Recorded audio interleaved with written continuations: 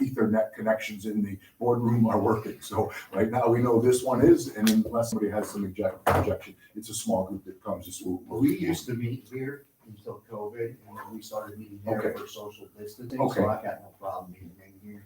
Are you guys comfortable with that? That's great. So, Fine, okay, so- good. Thanks. Okay, that's all. I wanted to make sure, just my housekeeping. So Yeah. that's all I have. That's why we're here. Boy, those guys from MVP are real good guys. They cannot be. I'm going to tell you, if we had as many members support us as they, like they do, this would be a lot different job. So they are tremendous. All right, all jokes out of the way at this point, we'll go ahead and call the meeting of the Chenango County IDA Board of Directors regular meeting for April 19th, 2023 to order. We'll roll call ourselves in. Give it here. Corey here. Raymond here. Ryan here. Okay, good, we got it going. Good, I'll waive the, reading of the IDA mission statement. And I assume that's supposed to be from zero, right? Yeah, okay. No problem. We'll do introductions. They are. Why don't we skip to that, so he doesn't have to wait. Yeah, that's exactly what we wanted to do. Okay. So we'll go right through that, the high bridge wind project. Hi Taylor, come on, we can do that, Brian. We'll go right to the high bridge wind, and then we can go back through. It's absolutely no problem. All right, so audit and hybrid? Yeah. Okay. Yes, one comment. My colleague from Wind Energy is given like 2 minutes, so Yeah, you that's guys want fine. to do one other thing first? Okay, I don't want to wait through. No problem. Thank you. All right, so we're gonna skip the first three items on the agenda after the IDA mission statement and go right to zero for the 2022 audit presentation. So you're up, Dwayne, thanks. All right, good morning. Good morning, everybody. Thanks for a few minutes this morning to review the results of the audit. I'm going to go ahead and share my screen if I can do that, and then you can kind of see the documents as I'm walking through them. So bear with me 1 second while I do that. Okay, hopefully everybody can see the statements now. We can, Dwayne.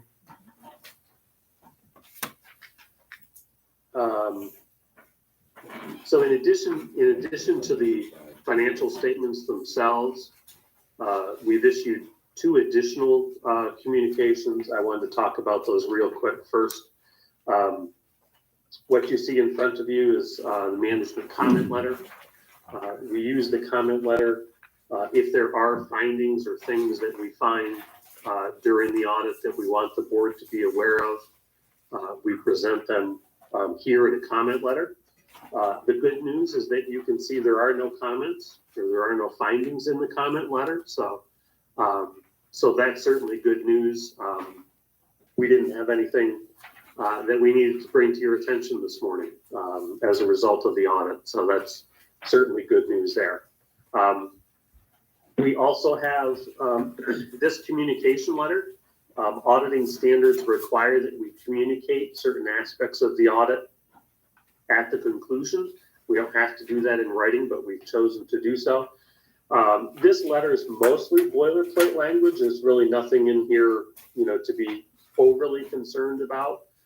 There is mention in this paragraph right in front of you about a new accounting standard that became effective not just for the IDA, but for all governments this year, and that was a new statement on leases.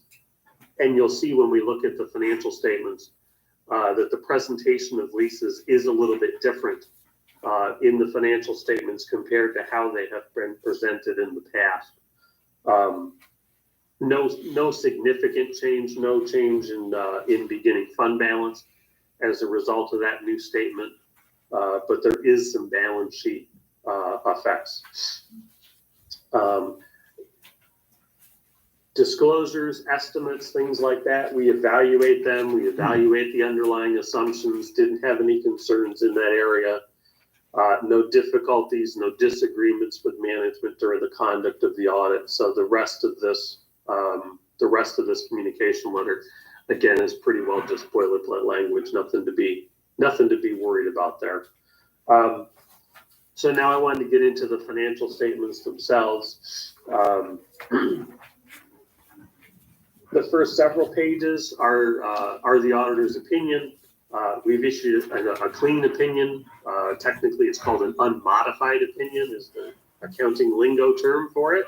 Means that we believe the financial statements are fairly stated in accordance with accounting standards and that no modifications are required. There is mention here at the bottom of the first page, again, to that new accounting standard, because it does change the way the presentation is in the financial statements. It is noted in the opinion itself that that new statement took effect.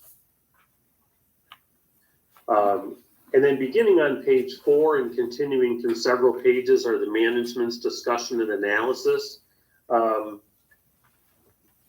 Those of you that might not be, adept at reading and understanding financial statements on a regular basis, if nothing else, I would encourage you to really read through this management's discussion and analysis. It is a nice narrative format. It gives you a condensed version of the financial statements. It gives you a sense of where things are related to the IDA and its finances without going into a lot of detail. There is some nice charts and graphs in here too that are helpful. I wanted to point to a couple of those charts and just mention them here. You see figure 1.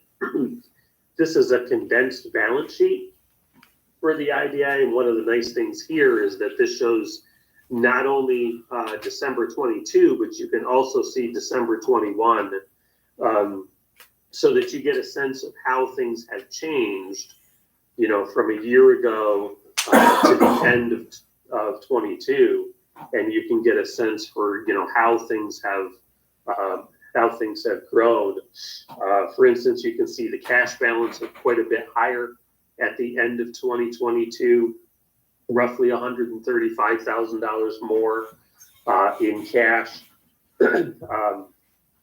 Capital assets declined as a result of sale of property during the year.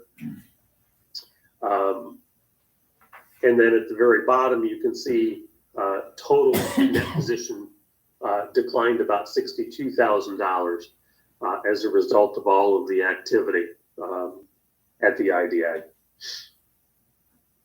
The next page has another nice chart. This shows revenues and expenses for the IDA, and again, you can see 2 years worth of information here, so that you get a sense for what's changed. Project fees almost identical from one year to the next. The big change in revenue, of course, is the sale of property and the associated rental income that came in as part of that property sale. Mostly those two things kind of cancel each other out. So total revenue relatively unchanged from one year to the next. A very small decline from 21 to 22. And then on the bottom half, you can see that expenses did increase about $68,000, mostly due to more administrative fees. So in 2021, there was a small increase in net position, and in 2022, there was a decrease in net position. There is some information in the management's discussion and analysis about capital assets. And then a nice section at the very end of the management's discussion and analysis, kind of looking forward and talking about things that are ongoing now that are going to be affecting 2023 and beyond. So you get a sense of things that are happening now that are kind of going forward. After that management's discussion and analysis is the financial statements themselves. And here is where you see those the new lease statements, or the new lease statement, and the effect on the balance sheet. You can see here lease receivables have been reported. Those were not reported in the past because under previous accounting, operating type leases were not recorded on the balance sheet. It was just kind of, you get the payments and you record them as revenue. Now, under this new statement, essentially any lease that's longer than a year in length gets reported on the balance sheet as a lease receivable. And so you're reporting the total amount of receivables broken down into a current and a non-current portion.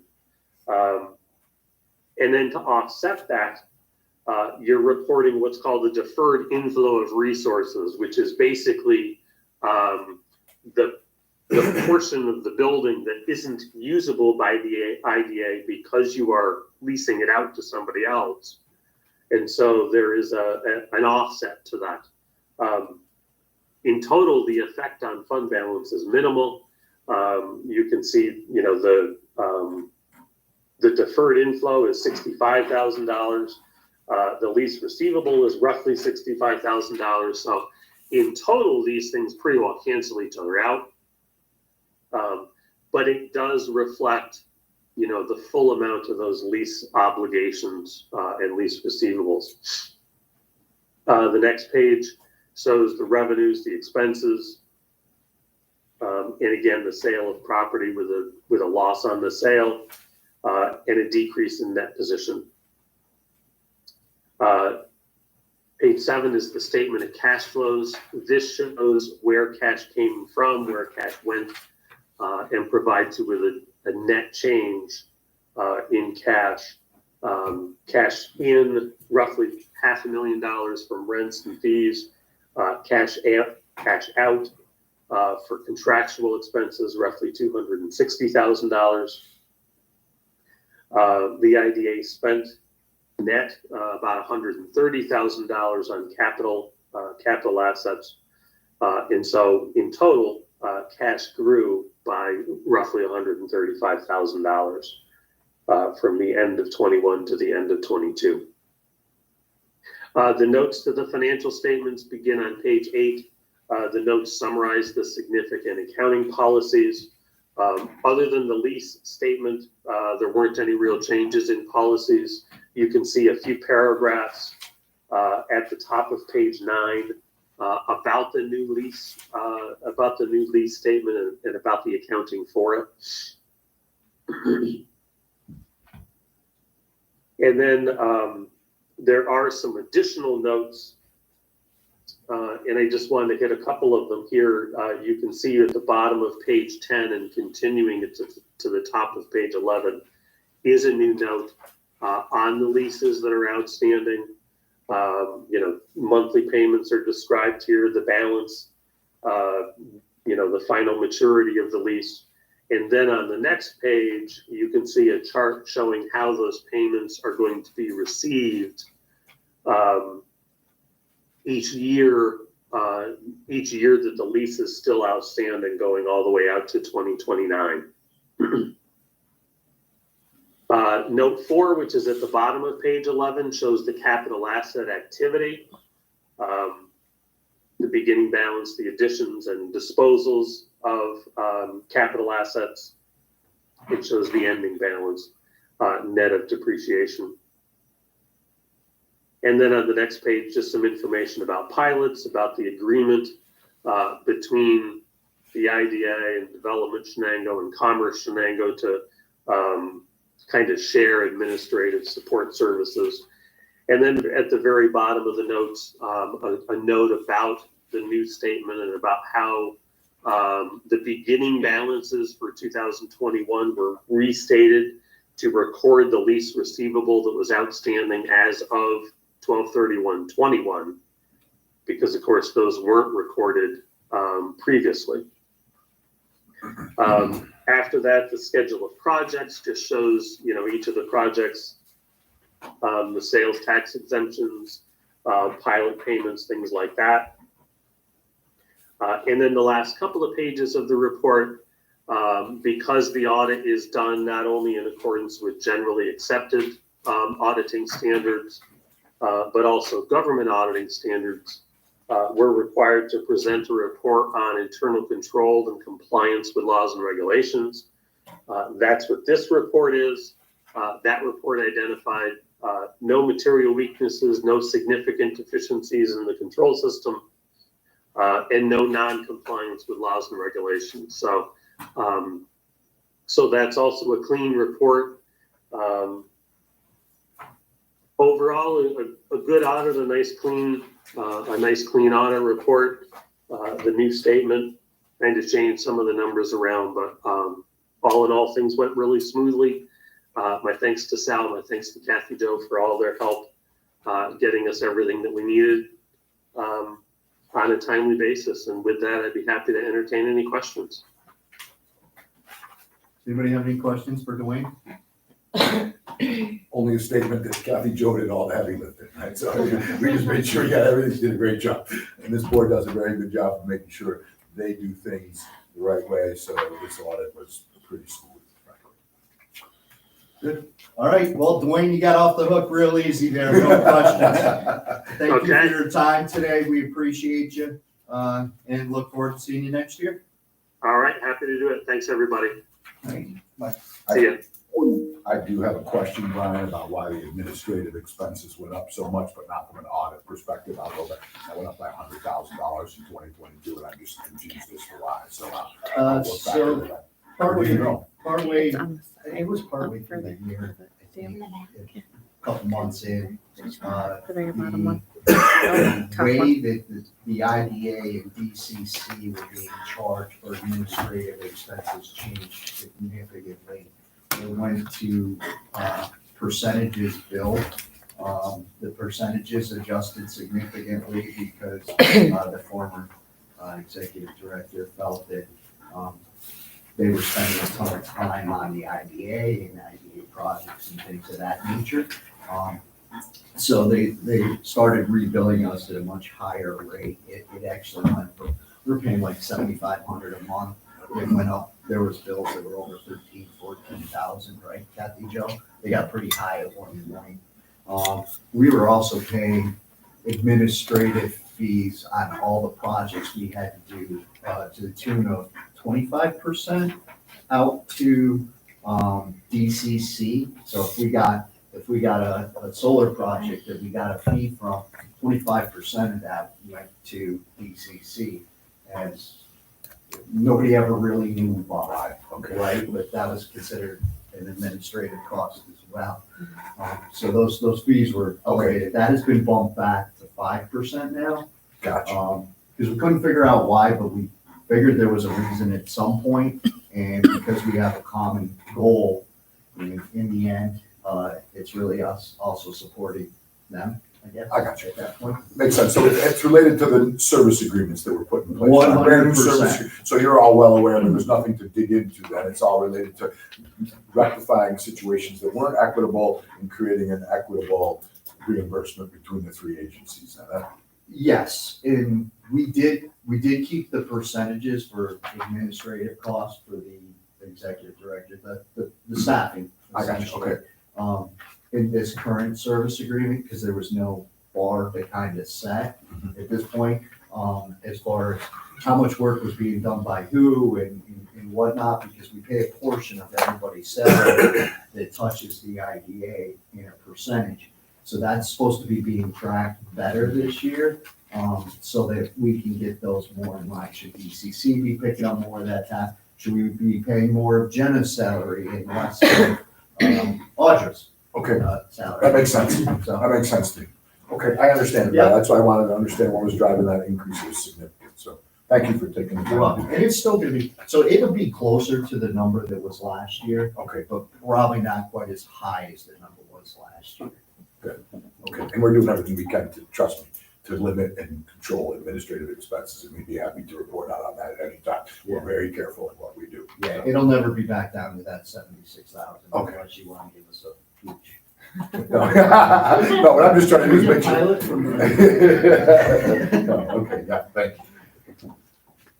I think that's it for the sewer. Yep, good question. Thank you. Do you want to go to the hybrid report then, Brian? Yeah, so our friends from Highbridge Wind Project are here today, and we're not going by that anymore, are we? We are. We are still, okay. So, appreciate you coming in today, and appreciate your patience while we got through the audit side of things. floor is yours. Come on up, I'll get out of the way. So hi, everybody. Some familiar faces here. So Chris Stanton, I'm the Director of Development for Northland Power. I appeared before you in fall 2022 to seek a pilot for this project and apply for a sales tax exemption. Thank you again for your support. I'm here today to explain our decision as Northland Power to sell this project, how we came about to that decision, and introduce the folks from Invenergy who will be hopefully taking this project across the finish line here in the near future. So as you guys remember, what we presented to you in fall 2022, Northland Power, big diversified owner of solar and wind plants across North America and across the world. Our core strategy has not changed. We've got 2 wind projects that will be completed this year, one near Sanford, New York, and one out west near Jamestown. And I've got a bunch of solar projects, including one project up here in North Norwich, all of which we intend as a company to own and operate for the long term, as we've done with all of our other assets. Hybrid wind, however, found itself in a very tricky spot, just as it was a victim a bit of timing of larger economic forces that were a bit out of our control. So at the time that we applied for and received the pilot, we were all set to start construction on the hybrid wind project in spring 2023, kind of go back to back with our project down in Sanford. In that period between kind of late 2022 through the spring of 2020, late 2021 to spring of 2022, we experienced a large increase in interest rates across the economy and a significant cost inflation on the project. So we saw the cost of our turbines that we had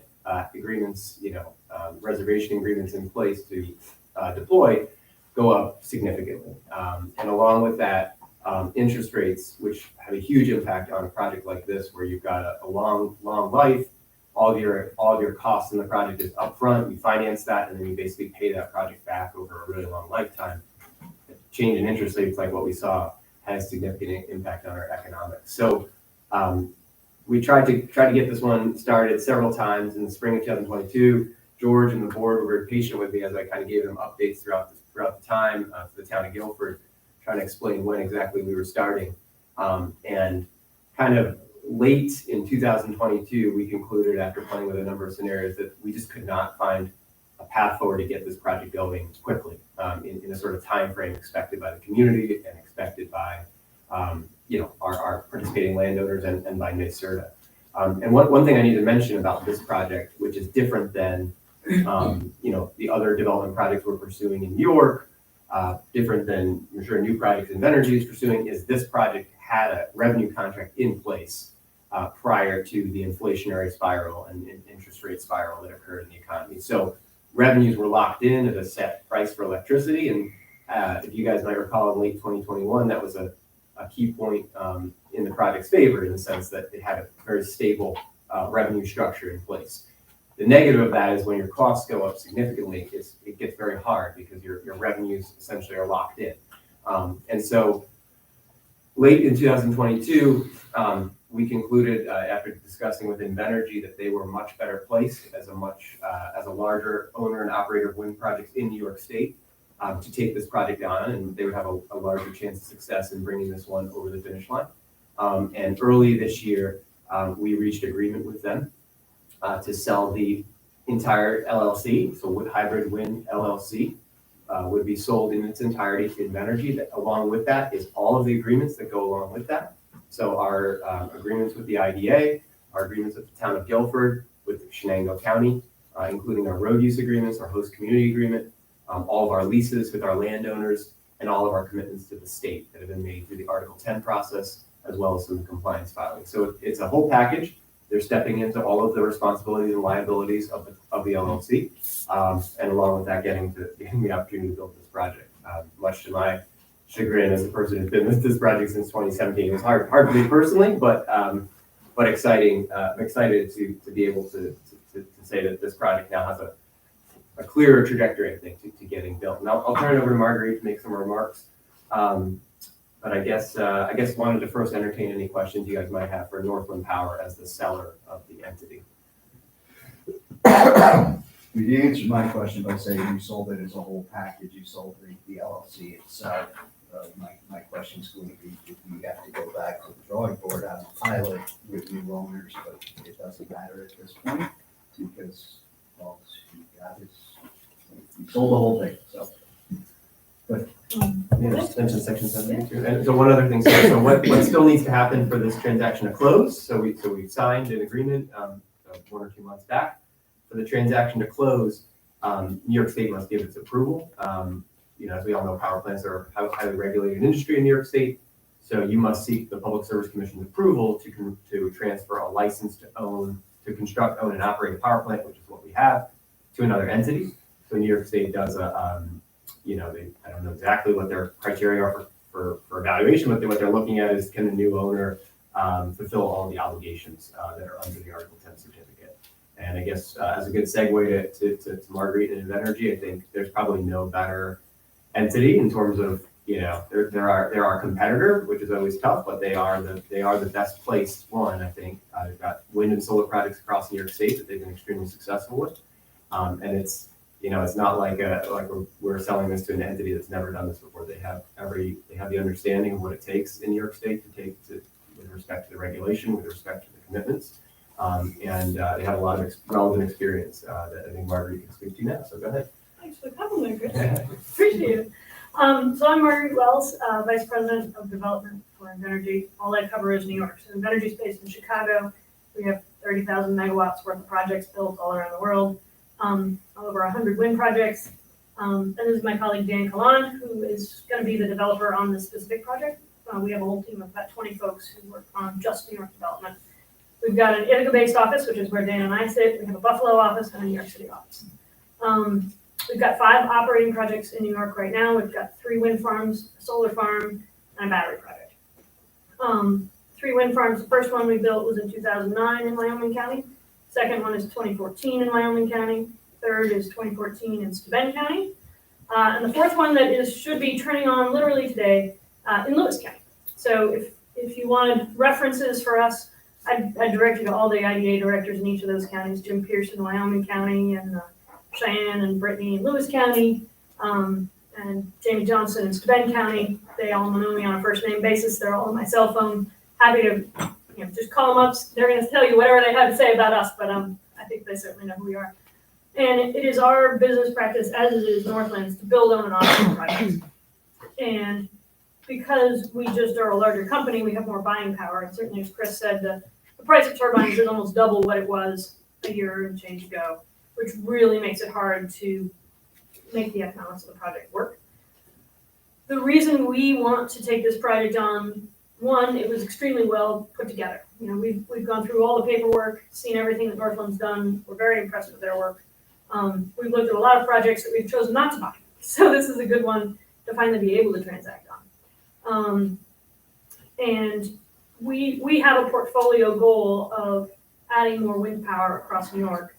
And there are very few projects that we can buy from other developers that meet our standards, and this is one of them. So that's why this particular project is one that we really want to move forward on. We're excited about it. I think it's still an open question when we actually begin construction, because we too are subject to those inflationary pressures, and so we still don't ourselves have a line of sight to turbine pricing that makes the project work. But we have an entire team of procurement folks who watch the deals and work with the manufacturers. And the minute we can make a deal with a turbine manufacturer, most likely Vestas, which are the same turbines Northland was looking at, we'll place that order and then we'll be ready to rock. There's still an enormous amount of permitting filings that have to be done, although the Article 10 is complete. There's basically a whole second Article 10 raft of paperwork that has to go in called the compliance filings. It's basically a permit to use our permit. And that will all start rolling in, and I'm sure that the IDA is in receipt of those filings, because I would bet you're a party. So it will be no secret when we're in the run-up to starting to dig holes, because all those papers will start flowing, and there's all kinds of advance notices that happen. And we will certainly be back to you, even in advance of that, to close on the sales tax. Usually our first component, the way we work this is, so from the agreement that you already have with the project, there will be a financial close when we're raising our financing with the IDA. That's a giant raft of paperwork because you guys get roped into that financing. But before that, we have to place the turbine order and other long lead time items. And so we usually like to close the sales tax component of the pilot first, so we can place those orders without sales tax using the abatement, and then close the rest of the pilot later at our own financing. So just a heads up. We'll probably be back to you on the sooner end of the spectrum, and you'll know exactly when we're placing a turbine order. Dan, you wanna? Dan Colon, I'm the developer out of it. I'll be handling the day-to-day orders. Also, if anything comes up, I'll be the person to come out here to talk to you guys and work with you on what's going on. And I'm sure we have your contact info already. I'll hand out our cards like crazy. Okay. We want to be easy to get hold of. Okay. And we don't have far to come. We're just in it because. I have a question. Can we speak to the job creation for this project? Yeah, totally. So I think there's two categories of jobs. There's the temporary construction jobs and there's the long-term operations jobs. So on the construction side, we don't have a contractor selected yet. And so I couldn't speak to what guarantees they would make. But using the project that we've just constructed in Lewis County as a yardstick for how we would like to do business and how we have just done it there, 73% of the jobs, so there were 600 individual jobs created at that job site, which amounts to about 160 full-time equivalents. Of those, 73% were from workers within 100 miles of that job site, and 80-some% were New York workers. We didn't do a metric on Lewis County workers in specific. We do hire local whenever we can, obviously with the limitation that in small towns, there's only so many people that you can hire with the skills that you need. For operations staff, we always want to hire locally and we'll happily train people up because the person who wants to live in Guilford, New York is the person who already lives in Guilford, New York. If you hire a technician from some other part of the country, they're just looking to get back home. And we want workers who want to live here, that this is home for, and build a family and have a good job for a long time. So we are open doors. If you have suggestions, you know, people saying, oh, you know, so-and-so's son just got trained on this. So-and-so's daughter is looking for work on this. Let us know. We would happily be in touch with those folks and start to build that pipeline for permanent employees because we want them to be here. And you are the people in best position and the people in your network to help us make those connections because that's who we want operating. So I would expect in terms of job numbers, because this hybrid wind project is virtually identical in size and scale to the one we just built, I would expect our job numbers here to be pretty much the same. 600 individual worker jobs, but about 150 FTEs. It'll be a mix of labor and over Permanent. 5 to 6. There are 6 right now on our 100 megawatts at Lewis County. If we end up using the Vestas turbines, Vestas comes with their own service technicians for a period. And so some would be Invenergy employees, some would be Vestas employees. But at the end of the day, they're all permanent and located here. Just one description, and part of the reason our full-time numbers were quite a bit lower than that in the IDA application is we had, if Northland Power were to construct a project, we had envisioned operating it in conjunction with our Bluestone facility. So we had imagined that we would share the staff from that facility up here as well. I think that's one positive thing for the community in this respect, I imagine, is you guys, since you don't have an asset very close by, you probably have it. Yeah, that's exactly right. You know, in Wyoming County, we have 2 wind projects that are cheek by jowl, 2 towns right next to one another. And so they operate out of a single facility as well, just as you would imagine you would do. We don't have any other wind projects in this area, and I don't think we plan to. And so the way we would staff this is as its own location. We've had our asset management team look at this facility and say, how would we staff it? And, you know, would we share staff across other projects? And they said, nope, we would have people here and that's all they do. And our plan is to build the project as designed and permitted by Northland. Like, I don't think we would plan any significant changes. I think, you know, our engineers and construction crew have looked at it. I think, you know, there's a few turning corners we would change how the gravel would be laid and, you know, very subtle stuff, but effectively it's the same number of turbines, same brand, same places, all that stuff. Any other questions? Once these turbines are up and running, they're set up, they're operating, you're talking about there'll be a permanent staff there to oversee the operations. What was that number? I didn't quite catch that. I'm guessing 5 or 6. 5 or 6, Using so the we'll metric create 5 or form. 6 local jobs. These are people. I think in our application, we had 1 to 2, I believe, Mm-hmm. because of that shared employees, assumption on our part. Anything else? All right. Hearing You got none. some cards, and please be in touch.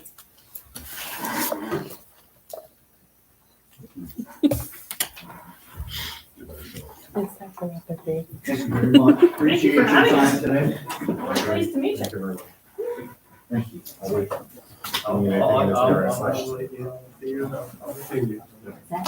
much. Thank you.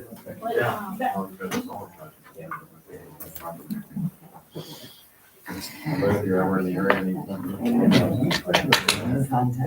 Thanks so much. Going to contact. We can, yeah. I'll go with them and ask them for that. Yeah. Thanks all. We have to build a career. I'll pass them. Barb, do you remember when we built them out? Again, because we tried to build them out in January. and they We're said gonna end June. June, okay, so we're gonna have to get on that building contact. Yes, yes. And I'm kind of thinking it'll probably still be Northland, right, George? Because it's gonna take a while for these Article guys 72 to. process reviewed by the state. Last night they discussed is at least 2 months. So, you know, moving forward from this point in time, we'd be looking at May, June, even before the transfer of the project takes place. Okay, Right, so. good, thanks for that, George. Brian, I have a question for you. Would it be considered a conflict of interest if I were to mention that if they're planning a project that ahead of time, there should be an opportunity for BOCES to train workers for them? To them? No, I don't think it would be. They asked for, We put them on our list. Jen and I just spoke and said, invite them to our job fair in May. I mean, they're good. Yeah. Okay, Martha, no, I asked all because about I it, you don't know? want to be out of Yeah. place, but I wanted to advocate that this would be a perfect opportunity to train young people all into about it. that technology, not only for this installation, but other future ones that may be coming. oh, I think that's a great idea. Yeah, I think that's Cindy exactly. Marshall also has a program that's in place to train people for this type of industry. Oh, they They do do, have, yeah. I don't know details on it, but it's something at that level that's local. No, that's a good idea. and one more thing, did we add her to the minutes that she is present, because we did a roll call? Yes, Okay, Yep, I will edit that. that's that. thank you. I- Mike, did you have something? Well, I was gonna say, it's more than appropriate to get as much participation as possible. I mean, we're gonna create 5 jobs over this massive project. So I was gonna ask, who are the main beneficiaries? Set aside the clean energy, and all the specs that go with that, but who are the main beneficiaries of this pilot? I mean, there's the town of Guilford. I mean, who are the players that are gonna benefit? In the pilot, we took the town only took a small portion of the monies that come in the pilot, but it'll be the county and the school districts will receive not a lot of money in the pilot. I want to make sure that you're aware that New York State is, I don't know, an executive budget or a legislative budget, it is changing how pilots may work for wind projects. And they're putting together a formula of their own that may supersede anything that's been done in the pilot. I know it's currently being objected to by some other items to Bend County and so forth. Steve Harris could fill you in more on that, but it may reduce the amount of money that comes through in a pilot. We have no control over that, nor would the IDA have any. But just to give me Other beneficiaries. I'm just looking for a baseline, and what did the town of Guilford receive? Town of Guilford, I would expect, and I don't have final figures because it'll depend on the turbines that go in, about $400,000. So the town will benefit from 400. All right, I'm just trying to see the Which is- local it's a chunk of change. pluses on this. Because our current tax levy is a little bit over, for local, is a little bit over $1.2 million, so 400,000 is a lot of significant revenue. Our expectation, I'll be retired, but is that there will be a reduction in taxes as well as some additional revenue that we put towards probably highway projects and equipment and stuff. The other thing is property owners. You know, there's good neighbor agreements and there's lease agreements with property owners. from discussion last night, there's probably about another $400,000 or so in payments that will go out to members of the community. But that would be the people that are benefiting by the leases, right? So that's targeted. Okay. And then how about the schools? School districts, I'd have to take a look at the pilot. I don't know the figures that were negotiated. It should be in your documents. I don't remember the amount of money. I don't know. Mike. And the county, that's my last one then. Same thing. I can check with Steve on I that. have checked with Steve on the figures. The amount of money in the pilot was not comparable to the 400,000 that we're getting like 380 something in our host community and then the balance in the pilot. I'm gonna say fortunately for the town, we negotiated very hard on the host community agreement, and particularly taking a look at how the state is changing pilots for wind projects and their formulas that are out there, which looks like there's gonna be a significant reduction in those monies. And I hate to say, it's something New York State is doing. It's coming down from the top. Their rationale on doing that is they're trying to make it more attractive for additional projects moving forward. It's the same thing will happen to with the solar projects. More attractive to the solar companies. Or to Solar the companies solar and energy companies. development. Energy development, right, so the fees are less, so. But the state is going to come out with the formula for what the pilot will be, or what the payments will be. And I've read different things, but anywhere from 30 to 70% reduction in those monies, which really kind of, I'm gonna use the word sucks for the localities, because these projects, when they're built, you're gonna bring all this revenue in. And good news for us is it hasn't happened yet, so entities will be able to make adjustments. But in communities that already have those pilots, and all of a sudden you come in and there's a reduction in They can payment. do that retroactively, George? Yes, they can. That's the way this was written. It is being challenged in the courts, Yeah, I would think so. and thus far, we don't know where that's going. And once again, Steve can fill you in. I think his son is one of the tax people in, I think it's Steuben County. He's Doug Tom Smyrna's solar lawyer. So, you know. He's good. So I can check with him too. We can, Okay. Barb, can you take that down, Barb? We'll follow up with Steve Harris and just ask him what the breakdown was for the wind project, okay? And we'll send it out to you guys. What were the revenue breakdowns and what did we assume? And then and we'll ask him specifically, who's it, Jennifer, you're taking that down? What are the changes that he expects or that's being voted on? I can check with Dylan on that. Okay, that'll be good. That's You can get that the second Steve. part there. Who is the attorney? We'll get the Very breakdown. You get that, Mike, and we'll get the Yeah, I can get back breakdown to then you. I can get back to you. on the money part. Can we also ask Steuben County how we can support their fight? Can we ask him one more? I'm sorry. How we can support their fight as Okay, yeah, well, good question. you know, if that's, Yeah. you know, a letter from us supporting their cause, whatnot. I think the board of supervisors could do the same. I mean, have a united front, at least start squawking now. Yeah, because that's scary.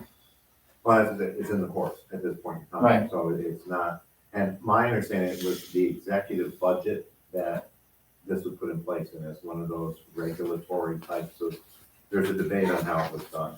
And I think it's one of those things that they were able to, what I'm gonna call sneak in to the budget and the process.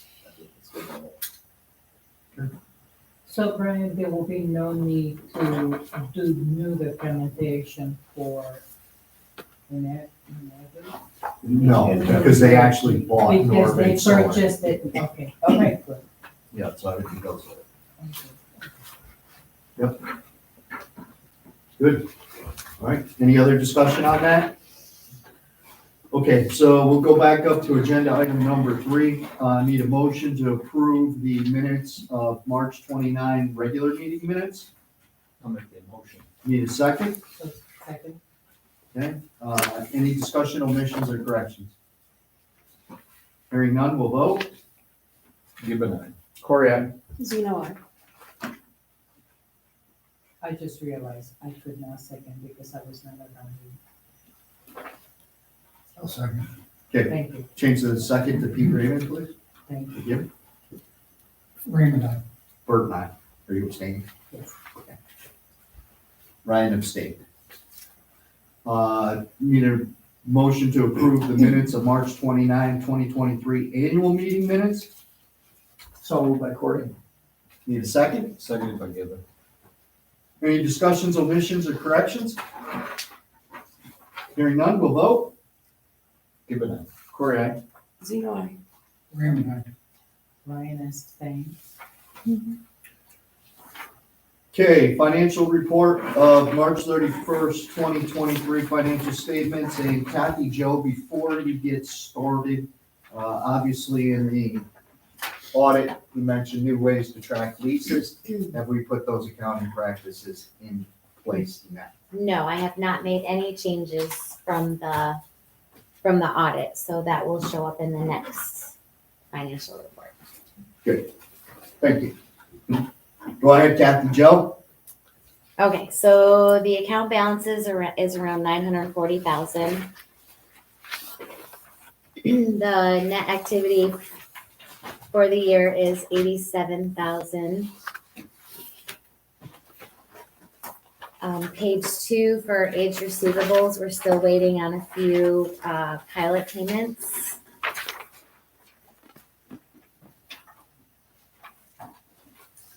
And then everything Bigori is set up for ACH for utility reimbursement. So the one that's on here now is the current one.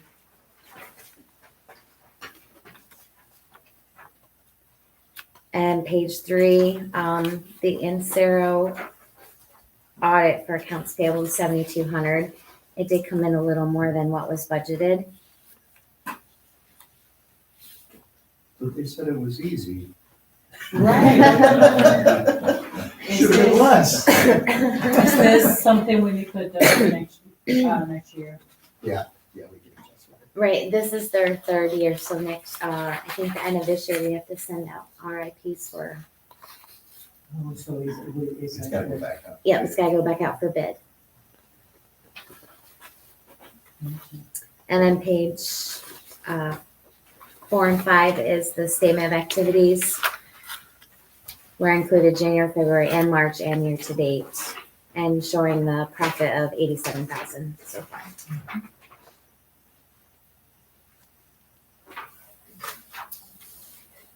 Okay, just back to the current assets. I see in our checking, we have about 406,000. In our market, we have money market, we have 538,000.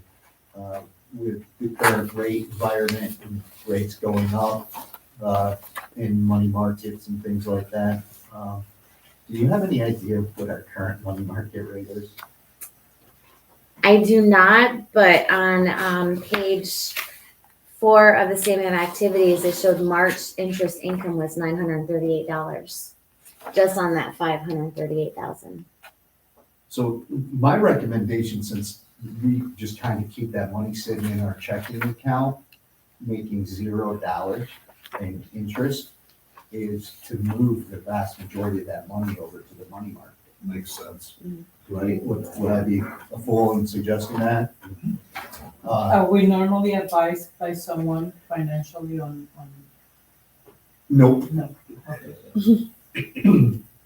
no, and there's only a certain, so honestly, there's only a certain portion of our dollars that are taxpayer dollars that come in, so I don't even know if we would be allowed to invest in like the market or anything like that, but protected, the bank deposits right now, the interest rates are up on if you're in the right products.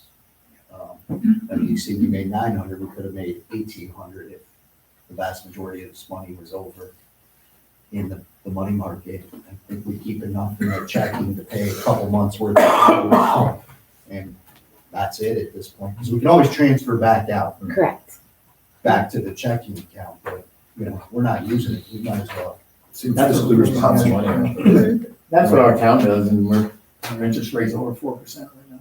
Yeah, do we want to, do we need a motion for that, or can you just do it? I can't just do it. I need someone to, Do we want to specify a specific dollar amount in the motion? I mean, what do you think you need in the checking? 50,000? yeah, I would say 50 or 60. I don't want to be the one to make the motion. What I Because I would what I would actually- think is if you wait till the next meeting, let them do the research to see, and talk them, someone, how much money you think you need to add in the account. and then you can transfer the amount that you feel more comfortable with, because I don't know how much you actually need.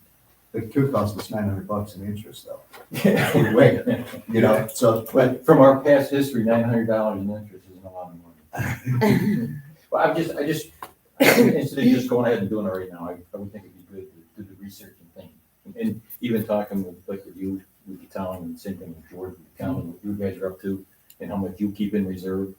You know, you don't keep. Our money mainly is in money market, we just transfer out what we need on a monthly basis. It's very liquid. You're able It's very to liquid. move it over and. That's what I was feeling. I mean, like, we should It's a have touch a of a button. process for keeping just a certain threshold and not get involved on Brian suggesting this at these meetings, because this could be, you know, we either have a financial advice or we make it part of the policy. I'll fill you in from another standpoint. So Reg D used to limit how many times you could withdraw from the money market, right? So since when COVID hit, federal government came out and waived all Reg D requirements.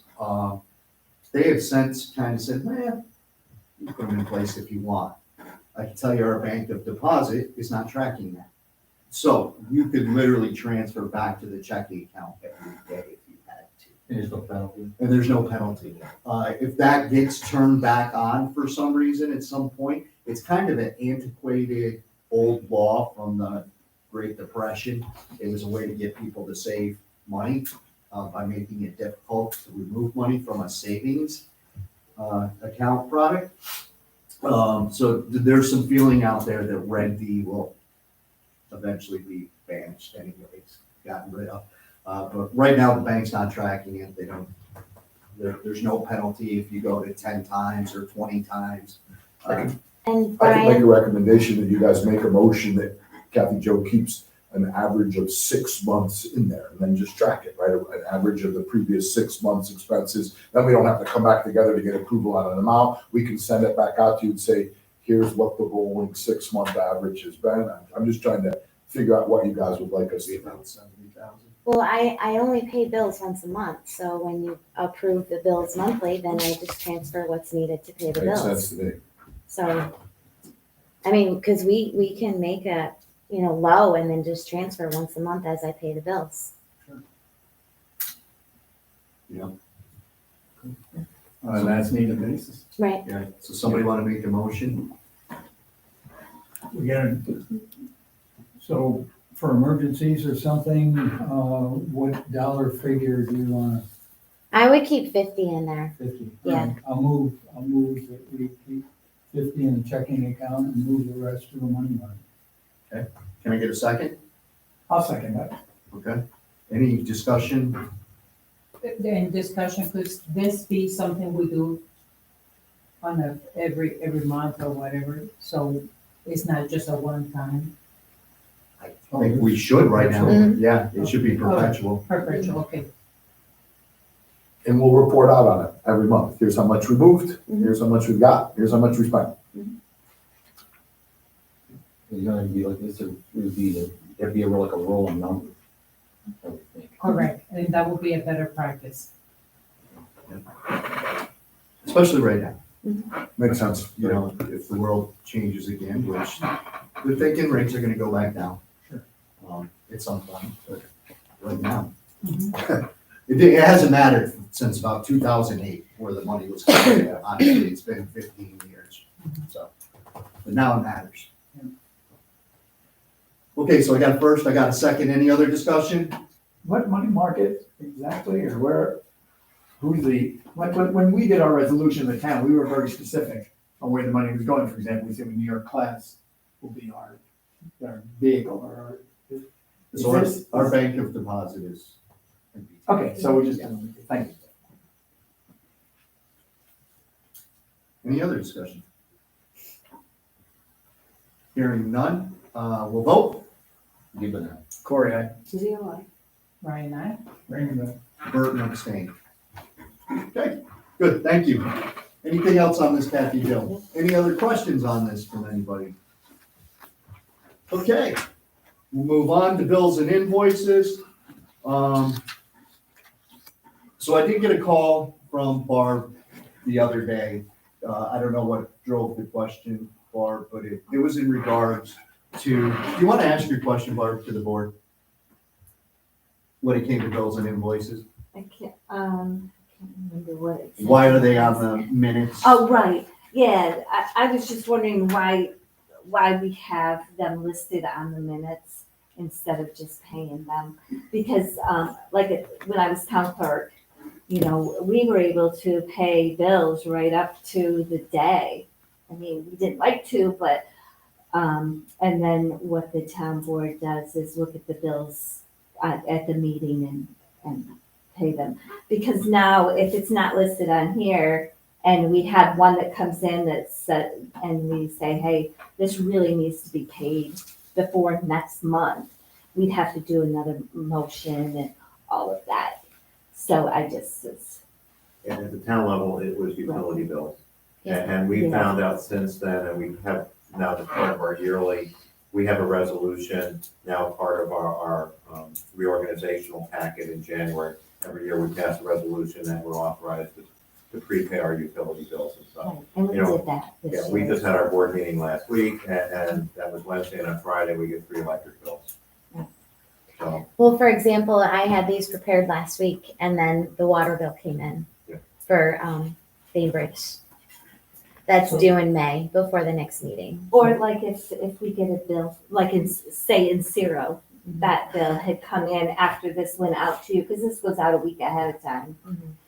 I mean, really, So the issue is, if it isn't listed on the agenda, then we can't rule on it? Well, we Well, can, we but we can- have to do a separate resolution to pay that bill, because it's not on. Seems it's interesting. not on, right, it's not on this. So, like she said, so if we want to pay the Insero bill today, because it's not listed on here, we would need a separate motion to approve the Insero bill.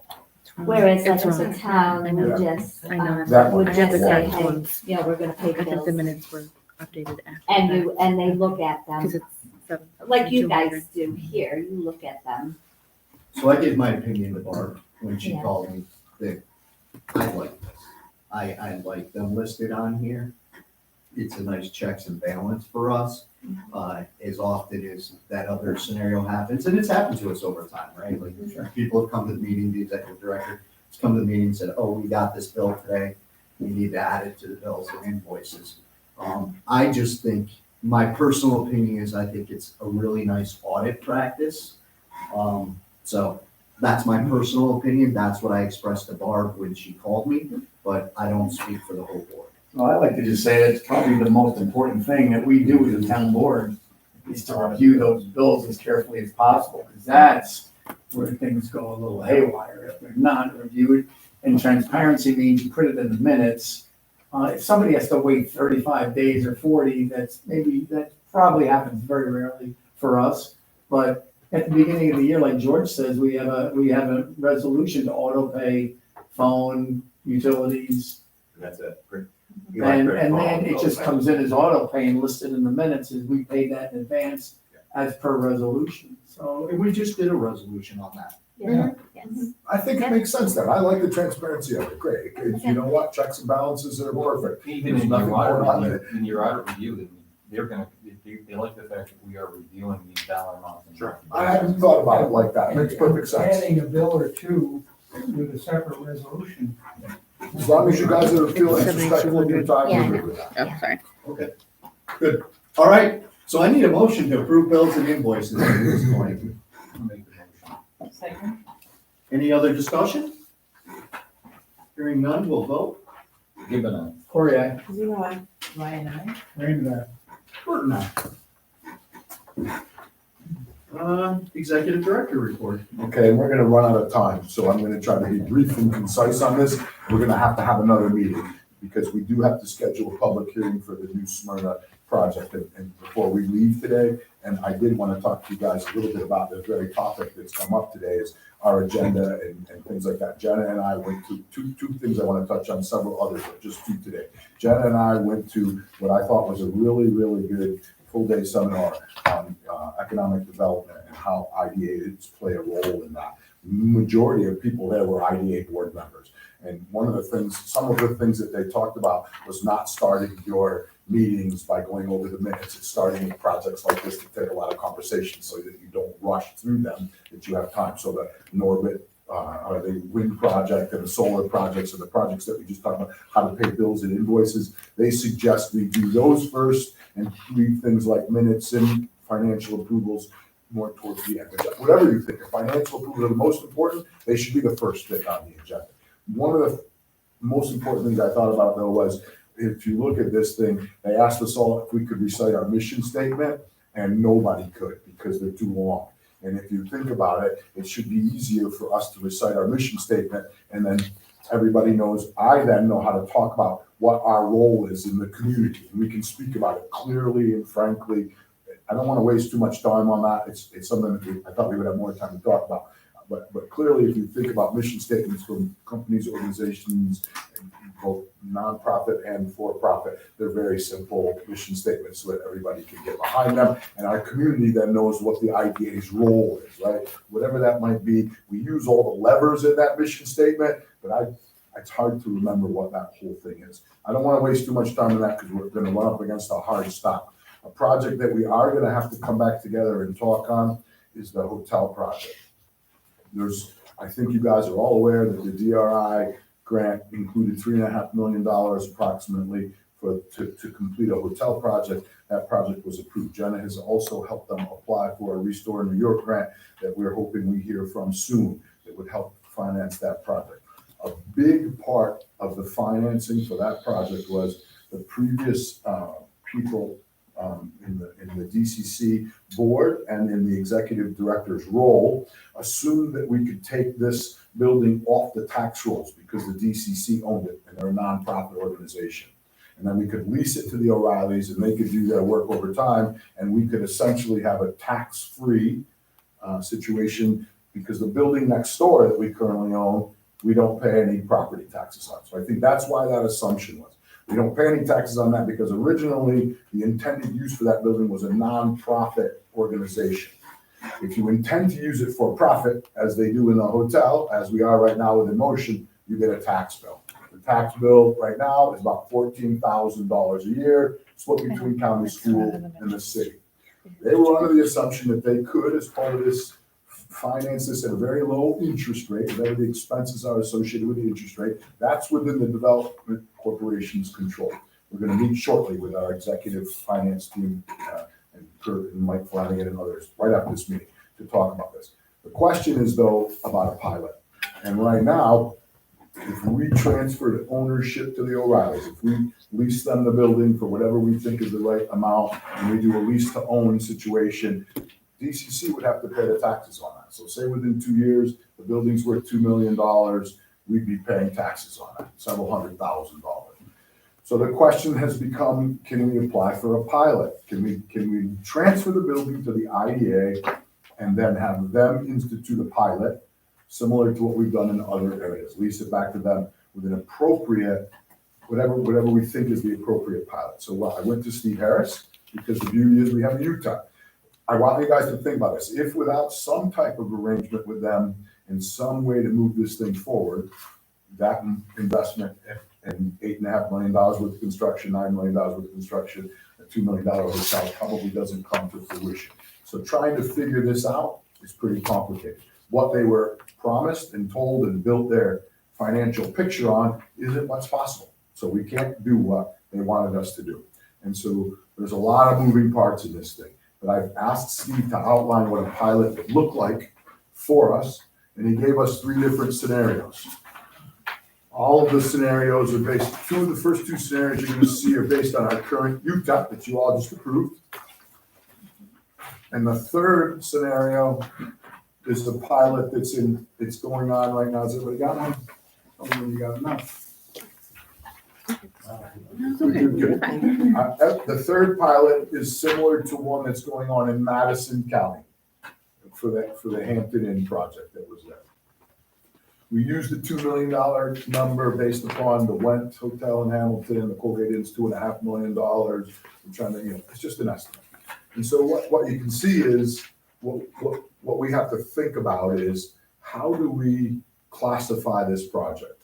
The first situation is set up as if it was in manufacturing or target industry. The second pilot is as if it was commercial retail, an office, and the third pilot, as you can see, is based upon what's going on in Hamilton.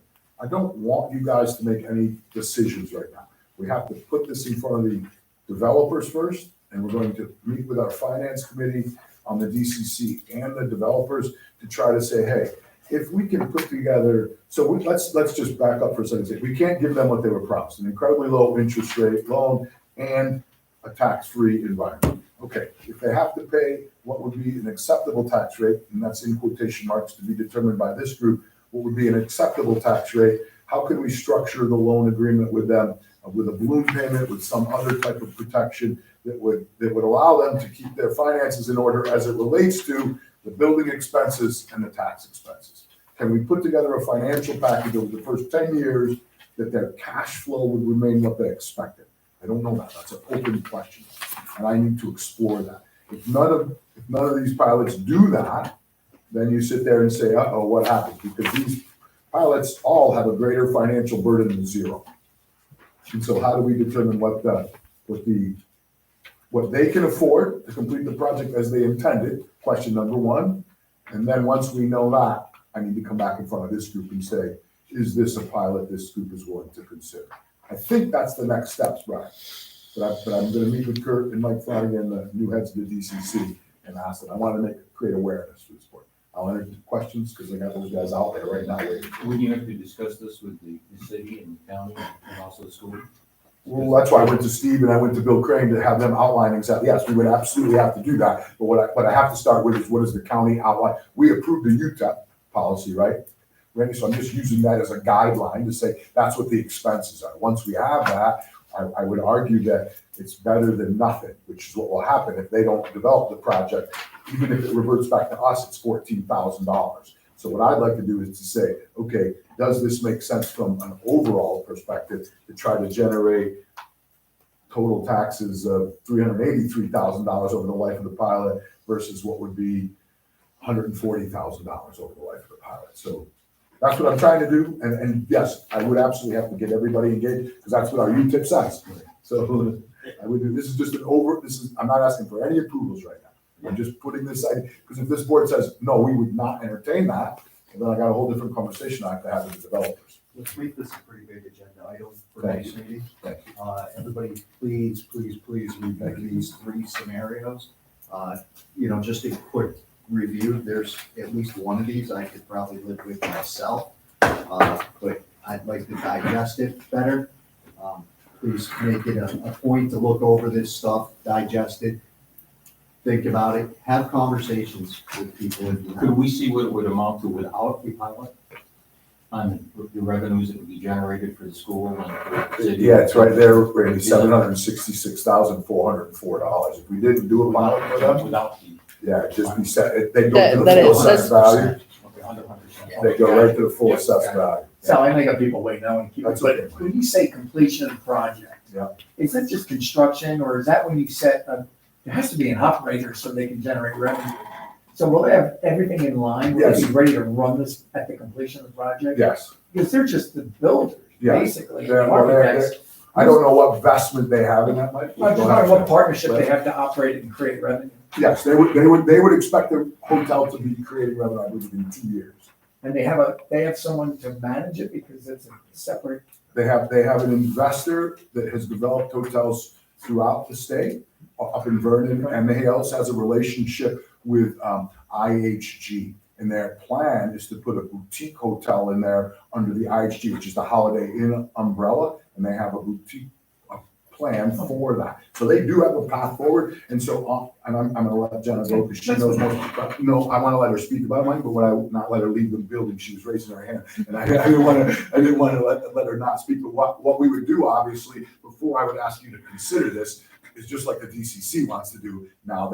They wanna see, what is your plan? How does that all lay out? Does this make sense? Before I transferred ownership to the IDA for $1 and said, now you own this building, you'd certainly say to me, what's the plan and is it feasible before we take on that burden, right? So I want to make sure we Do you guys want the O'Reillys to come to our next meeting I think that would be a great idea. as well? Yeah, okay, so could we invite the O'Reillys to the Yeah, next one? So because we're gonna meet with them these are this week. questions for them, right? Right. What's the plan? What's, Right. when do you expect to generate revenue? Right. How many jobs are you gonna create? You Right. know, how long is the construction phase? And they have all that. I have all that Yeah, too. but I don't have all want us that to too. answer for that, we want the project developers to answer to that, just like Norbit did and everybody else, right, Jenna? So that's what this board wants. They want them to convince them that they should do it just like the solar and wind guys do. We don't want to be the people convincing them. And so, as I know, have we considered doing projections instead for a housing project? Have we, excuse me? Would that fit within the grant that the RI grant? for the No. housing? No, because it's not housing, but it already received a huge grant from the DRI, $3.5 million. Sure. So, No, and they no, I are, was wondering Yeah. if it fit the grant, but it If doesn't. I'm not wrong, you're not allowed to change the scope of the DRI. Right. Okay. Not That's what unless I'm you thinking. have written approval from the state that says you can do so. yeah, and it would have, to. And again, the money would go to other projects potentially, but that's the biggest one. There's not enough other, I don't know if there's enough other projects to cover it. So there's a lot of consideration. It's $9 million worth of construction that would go away. And that's a lot of jobs. That's a lot of people, 30 jobs potentially in the long run, 30 to 50 jobs in the long run. once it's up and 75 running. construction. Yeah, so it's a big deal. And again, this is one element of a lot of moving parts, so we'd have to figure all that out. In regards to, would you have, when they come in, could they project their occupancy rates and stuff? Or that help out? I'll have them bring all of that. They've provided it to us, but I'll have them bring all that so you can have it as well. Okay, thank you. To clarify something very quickly, the reason for the 15-year term that you see on the last sheet is because according to the DRI, the property sponsors are not allowed to sell the property for 15 years.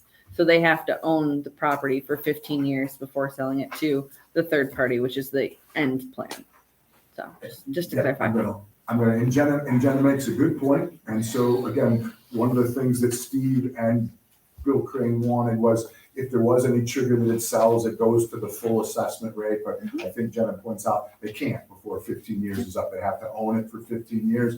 And so that is why, and another point to make, we did sit in this economic development conference. That's why I try to talk about these things together. There are very proven projects in larger and smaller projects where because of the way these projects are financed, that some pilots do actually go for 30 years. Because that's how they finance the life of the loan. And these guys don't, because think about it, you got a $9.5–10 million project that they're gonna build, it's only worth $2 million when they're done, right? So there's a certain amount of, and these guys make an argument that the developers, that we need this in order to finance the project over the life of it. And this guy stood up and did that presentation, a guy in Binghamton who's doing a multi-use project with the agency down there. So again, I would have them come in to make this, I wanted to provide you the framework under Steve's thing. I gotta go get with our two guests if you guys don't. I got kryptonite. Go ahead. Thank you. Jenna, do you want to update us on Norbit? No? Good. perfect. Moving on, There's not really. There's nothing. No, there's nothing to update. okay. No, but we do this. Next burn up, we need to schedule a public hearing. I apologize. I mean, I guess the best way to do that is schedule something beyond the time frames that we have to legally provide, send out the date, and then a representative either say, oh, one of us can't be you, right? One of us can act as. I have to set here location.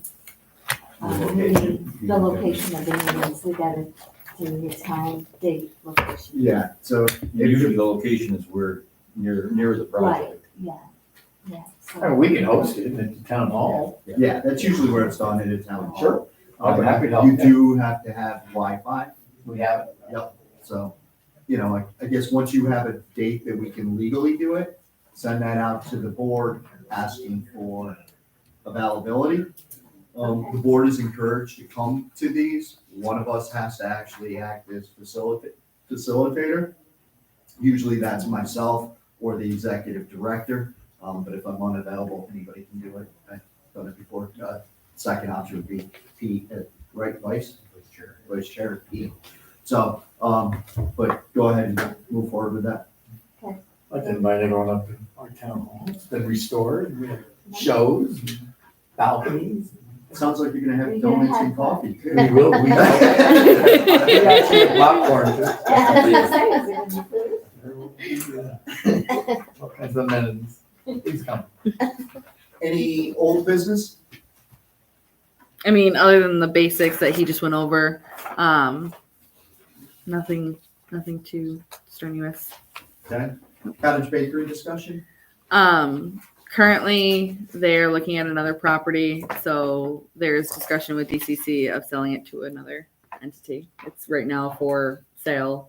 We're just waiting on somebody to buy it, but Cottage Bakery is planning on leaving. That's the building next door. Yep, Yes. 17 through 19 South Broad Street. Yep. Yes. Okay. Any questions on any of that stuff? The only question, is any concern about Best Bagels that we worked with them still behind by not paying within 30, 60 days?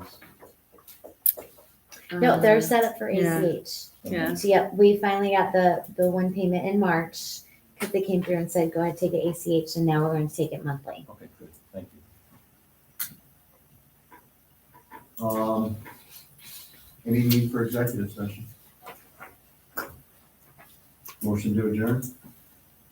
So, second. Okay, second. Any discussion? Hearing none, we'll vote. Give it a. Correct. So you know I. First time. Thank you, everybody. Appreciate your time. I know we went a little over. You're normally on this side, so next week